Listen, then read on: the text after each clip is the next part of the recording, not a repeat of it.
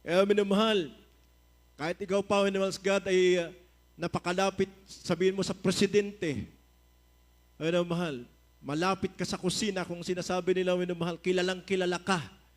Pero minamahal, kilala ka nga, pero hindi ka naman kilala ng ating dakilang Diyos. Yun po ang napakahirap, minamahal sa God. Kilalang kilala ka, minamahal. Nagpapalakas ka, minamahal sa God, sa nakakataas. Pero minamahal, hindi ka nagpapalakas sa ating dakilang Diyos. Lahat po yan ay vanity. Amen? Everyone say praise the Lord. Wala po yung kabuluhan, minamahal sa God. Sapagkat minamahal, ang kailangan po natin, sabi ng Ephesians 6:10, be strong in the Lord and in the power of His might. Everyone say praise the Lord. Magpakalakas tayo sa ating dakilang Diyos sa kanyang kalakhan ng kanyang kapangyarihan. Amen. Everyone say praise the Lord. Doon tayo magpalakas sapagkat minamahal, malaki ang gantimpala niya sa atin. Amen? Everyone say, praise the Lord. Minamahal, tingnan niyo po. Basahin po natin sa Lucas 6:46 hanggang 49. Dito po sa aklat ni San Lucas, kabanatang 6, ang talatay 46 hanggang 49. At bakit tinatawag ninyo ako, Panginoon, Panginoon, at di ninyo ginagawa ang mga bagay na aking sinasabi? Ang bawat lumalapit sa akin at pinakikinggan ang aking mga salita at ginagawa, ituturo ko sa inyo kung sino ang katulad. Siya'y tulad sa isang taong nagtayo ng bahay at humukay at pinakalalim at inilagay ang patibayan sa bato. At nang dumating ang isang baha, ay hinampas ng agos ang bahay na yaon at hindi na kilos sapagkat natitirik na mabuti. 49. Datapwat ang dumirinig at hindi ginagawa ay tulad sa isang tao na nagtayo ng bahay sa lupa na walang patibayan. Laban sa yaon ay hinampas ng agos at pagdakay nagiba at malaki ang naging kasiraan ng bahay na yaon. Amen. Amen. Ever say, praise the Lord. Purihin po ating dakilang Diyos, minamahal, praise God. Kaya nga, sa talatang ito, marami po ang tumatawag sa ating dakilang Diyos. Amen. Marami po, minamahal, praise God. Diyos ko. Pag may mga kalamidad na, minamahal, tatawag talaga sa Diyos. Amen. Pero, minamahal, sinabi nga ng talatang ito, pag wala kang malalim na pundasyon sa ating dakilang Diyos, hindi mo alam ang kalooban ng Diyos, para ka lang daw nagtayo ng iyong bahay sa buhanginan. Amen? Kakilakilabot niyan, ang kapahamakan niyan, kapahamakan talaga. Amen? Kaya manumal, tingnan niyo po, maraming tao tumatawag sa malapay noon. Talagang pag nandan niyo po yung kalamidad, tumatawag sila, walang Diyos na nagliligtas. Amen? Kasi hindi sila nakapundasyon sa malalim na pundasyon na manamahal, walang iba sa ating dakilang Diyos. Hindi nila alam ang kalooban ng ating malapay noon. Kaya nga manamahal, pag dumating yung baha, manamahal, tinatangay sila ng agos. Napapahamak. Samantalang mga kapatiran na mainit na naglilingkod sa ating dakilang Diyos, alam ang kalooban ng malapay noon. Pag dumating na po yung mga kalamidad na yan, tumatawag sa ating dakilang Diyos. Ang Diyos, minamahal, handang saklulo sa panahon ng kabagabagan. Amen? Yung kapatiran, bagong kapatiran, minamahal, mainit na naglilingkod sa Diyos. Dumating yung malaking pagbaha. Alam niyo po, darating na doon sa ibabaw ng kanila pong bubungan sapagkat huli na po, minamahal, yung kanila pong kaunting inaapakan sa bubungan nila, mga mahal. At alam nila, darating pa yung malakas na agos, mga mahal. Kaya nanalangin sila sa malapay noon. Ang sabi nila, mahal na Panginoon, iligtas mo kami. Mga mahal.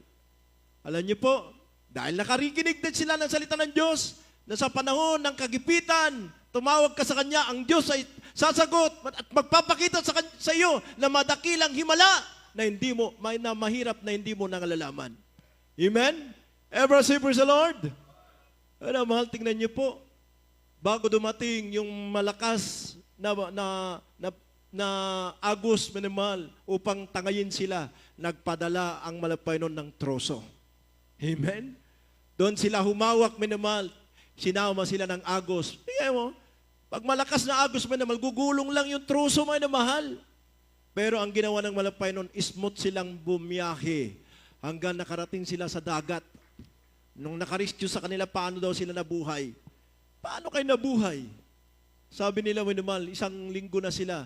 Ang sabi ng aming beloved preacher, sa Jesus Miracle Crusade International Ministry, sa panahon ng kagipitan, tatawag kami sa aming malapay noon at siya ililigtas niya kami. Sumasampit lang kami ng hallelujah, praise the Lord.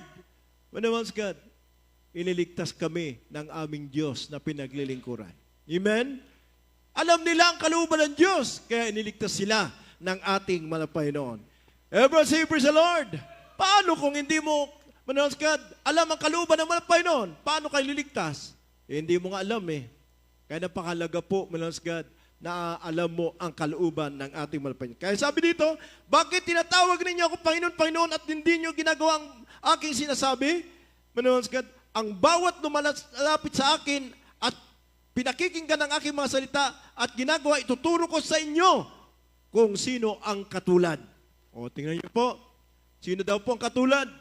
Manoons God, sabi dito, siya ay tulad ng isang taong nagtayo ng bahay at humukay na pinakamalalim at inilagay ang patibayan sa bato at dumating ang isang baha at tinampas ang agos ng bahay na yaon at hindi nakilos sapagkat natitirik na mabuti. Palakpakan natin ang ating mga Panginoon. Lahat tayo magsama ng praise the Lord. Tingnan niyo po, manamahal, sino ba yung bato? Pag tinirik mo ang iyong bahay sa bato, manamal, sabi ng Biblia, He is the rock of our salvation. His name is Jesus. Amen? Praise the Lord. O, tingnan mo naman, inaagos sila ng baha. Manamal, hinampas ang bahay na yaon. Manos God, hindi nakilos sapagkat natitirik na mabuti. Nasa pag-iingat ka ng ating pinakamahal na Jesus. Amen? Amen? Say praise the Lord. Tingnan niyo po, datapot ang dumirinig at hindi ginagawa ay tulad sa isang tao na nagtayo ng bahay sa lupa na walang patibayan laban sa iyon ay nampas ng agos at pagdakay nagiba at malaki ang naging kasiraan ng bahay na yaon. Malaki, manas God. Marahil, minimal, nakatayo ka ngayon, malakas ka ngayon, pero minimal, kung hindi mo alam ang kalooban ng Diyos, manas God, dati ang panahon, manas God, tingnan niyo po, minimal, napakaraming mayayaman, halos bilyonaryo, trilyonaryo. Bueno, mapalad pa yung mahirap na mga mananampalataya. Bakit? Pag hinainan mo yan, minimal God, ng litson, makakain niya. Pero yung mayaman, kahit trilyonaryo yan, marami siyang karamdaman. Hainan mo ng litson, aayawan niya. Bakit? Bawal sa kanya. Amen? Praise the Lord. Pero yung mahirap, minamahal, kahit ano handa mo dyan, Manos God, pasasalamatan at luluwalatiin ang ating dakilang Diyos. Amen! Praise the Lord! Kaya minamahal, dapat minamahal, praise God, malaman po natin yung kalooban ng Diyos sapagkat minamahal, sinabi ng Kronika, praise God, 28 talata 9, sabi ni King David sa kanyang anak, minamahal, kilalanin mo ang Diyos, anak ko. Manaman, paglikuran mo siya ng sakdal na puso at kusang pag-iisip.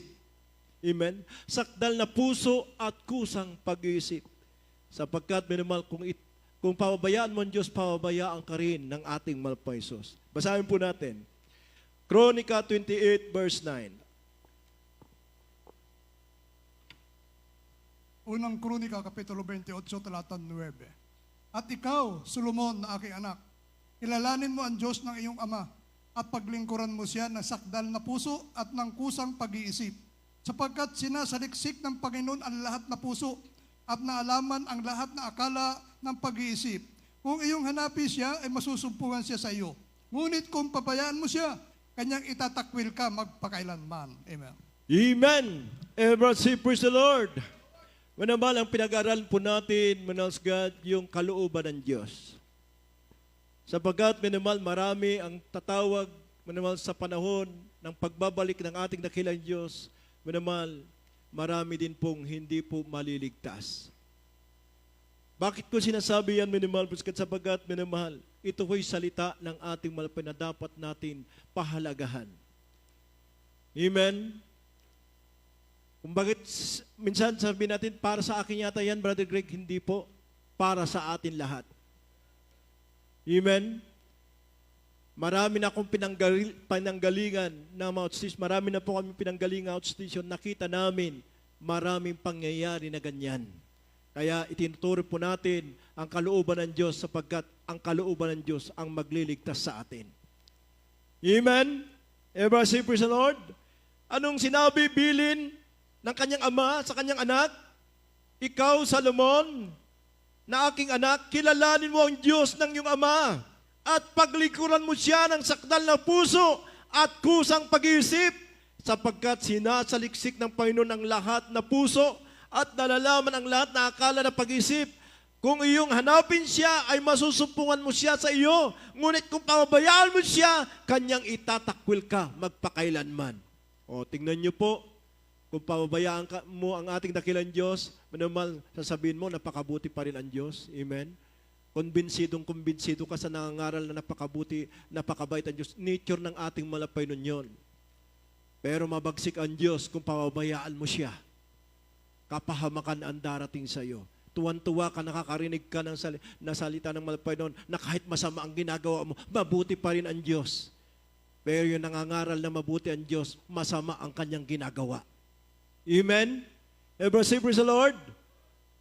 Pero ang nangangaral ng katotohanan, nagsisikap, manumal, sundin, manalskat ang kalooban ng Diyos sapagkat, manumal, kami mas malaki ang ganti sa amin. Kung kami po, manumalskat, kung hindi kami panghawakan ng malapay noon, sapagkat kami mangaral, ang target sa, kung na kami nangangaral, 3 ang balik sa amin. Amen? Kaya lagi namin pinasinasamo, malapay noon, hawakan mo kami mahigpit. Amen?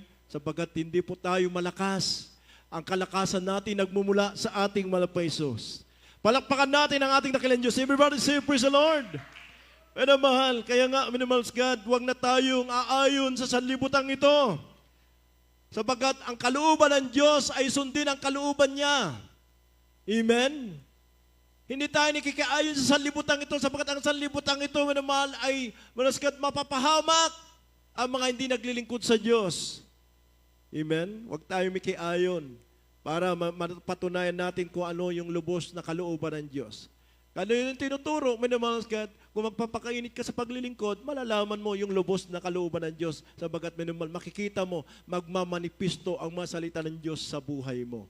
Habang ikaw nagpapakainit sa paglilingkod, sa pagsunod sa kalooban ng Diyos, mararamdaman mo lagi ang pag-ibig ng ating malapay noon. Amen? Basahin po natin, Roma 12:2. At Dito po, isunod na rin sa Daniel sa 7 hanggang 10.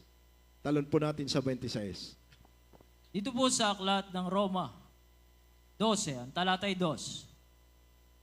At huwag kayong magsiayon sa sanglibutang ito, kundi mag-iba kayo sa pamamagitan ng pagbabago ng inyong pag-iisip upang mapatunayan ninyo kung alin ang mabuti at kaaya-aya at lubos na kalooban ng Diyos.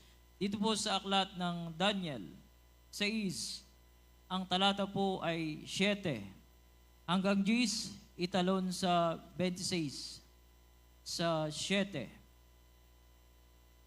Ang lahat ng pangulo ng kaharian, ang mga kinatawan at mga satrapa, ang mga kasangguni at ang mga gobernador ay nangagsangunian upang magtatag ng isang palatuntunang hari sa kaharian at upang maglagda ng isang pasyang mahigpit na sino mang humingi ng isang kahilingan sa kanino mang Diyos o tao sa loob ng 30 araw liban sa iyo, o hari, ihahagis sa yungib ng mga leon.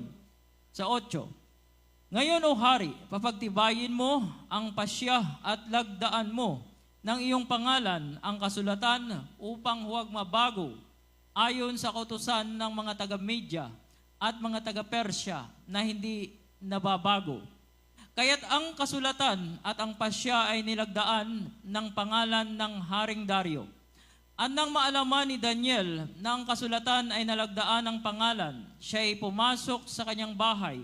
Ang kanyang mga dungawan ay bukas sa dakong Jerusalem, at siya ay lumuhod ng kanyang mga tuhod na makaitlo isang araw, at dumalangin at nagpasalamat sa harap ng kanyang Diyos gaya ng kanyang dating ginagawa. Sa 26,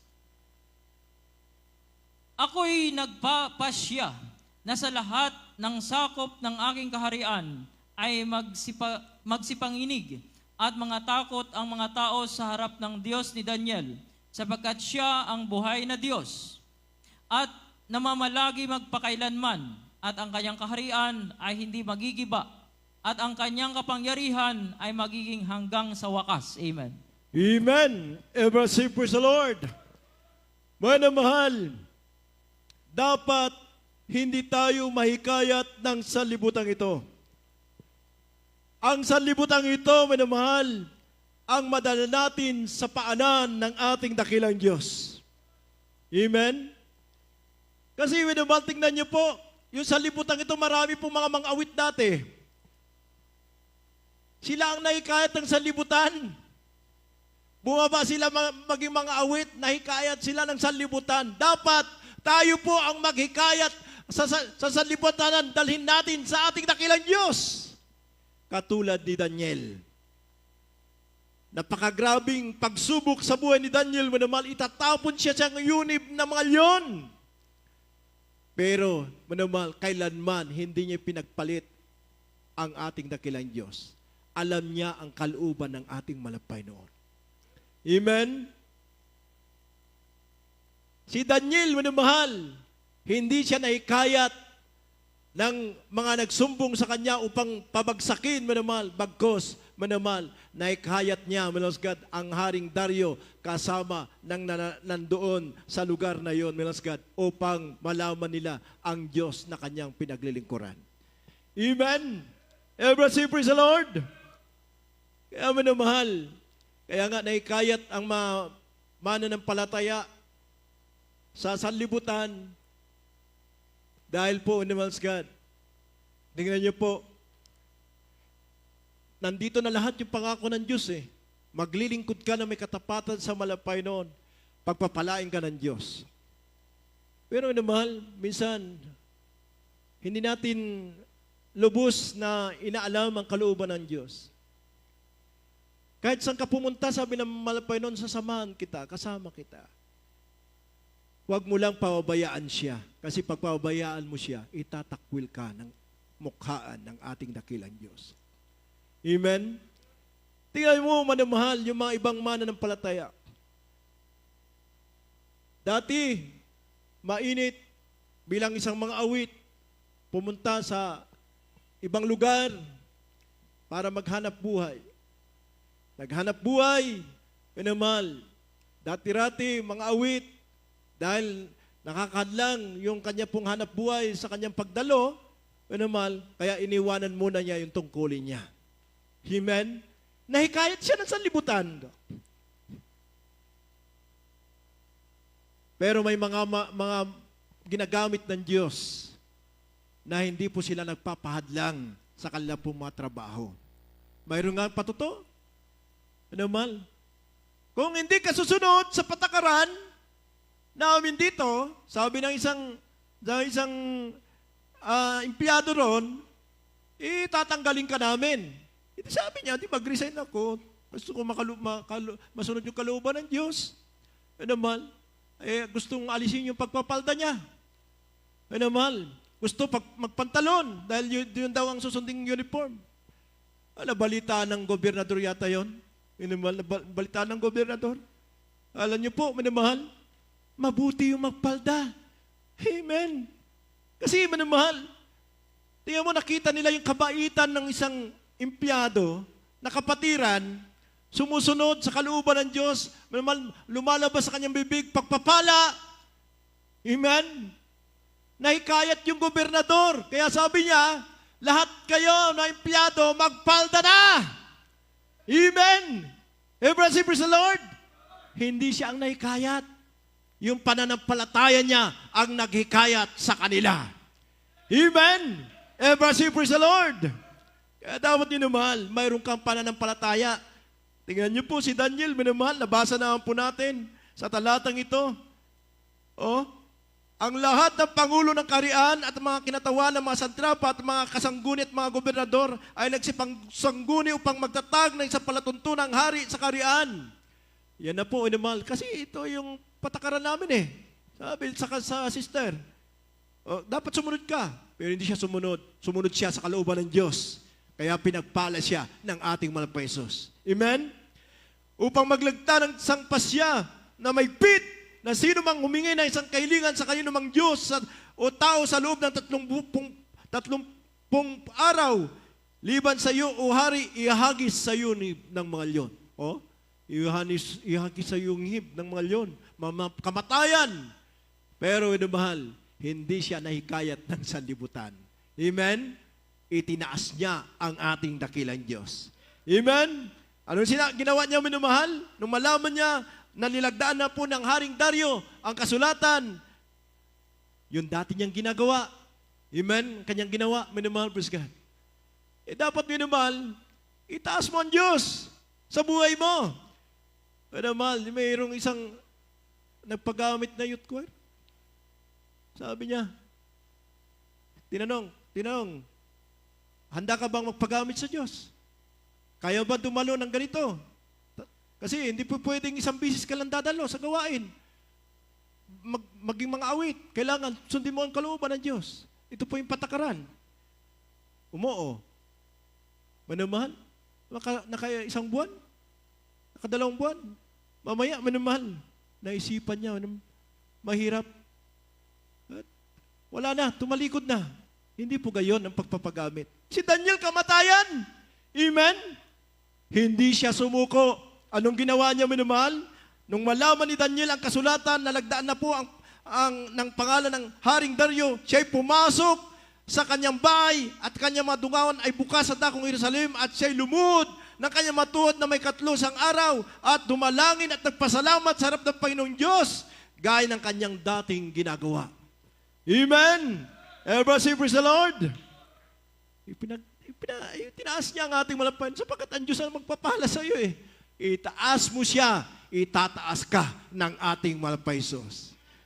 Kaya naman tingnan niyo po, ang nangyari, imbis na siya ang mahikayat, si Daniel ang humikayat sa mga hindi naglilingkod sa ating dakilang Diyos. Kaya mo, ako'y nagpasya sa lahat ng sakop ng aking harian ay magsipanginig at matakot matakot ang mga tao sa harap ng Diyos ni Daniel. Oh? Sapagkat siya ang Diyos na buhay at mamalagi magpakaluman at ang kanyang kaharian ay hindi magigiba at ang kanyang kapangyarihan ay magiging hanggang wakas. Ang Diyos ba ni Daniel, Manuelskat, at ang Diyos natin ay magkaiba? Hindi po. Sabi dito, manamal, magiging hanggang wakas. Po ang Diyos na pinaglilingkuran ng Daniel ay makapangyarihan, hindi yung nagbabago. Amen. Everyone say, praise the Lord. Kaya naman, ang Diyos noon, kahapon at magpakailanman, hindi nagbabago. Naman, sa sampalataya na lang natin ang ating mahal na Jesus, pagpapalain tayo ng ating dakilang Diyos at magmamana tayo ng buhay na walang ganun. Tayo po ay umawit sa ating dakilang Diyos,